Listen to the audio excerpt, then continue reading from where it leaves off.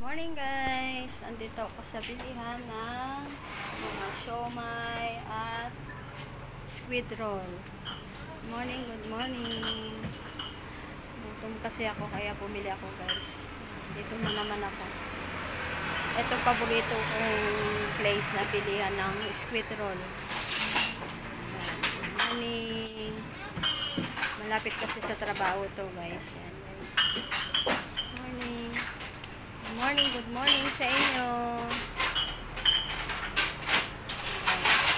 Luluto pa yung yung squid roll na antay ko.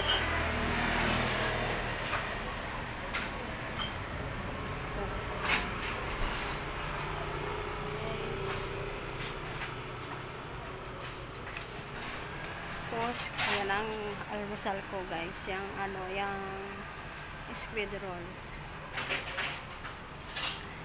Bye guys, God bless you all.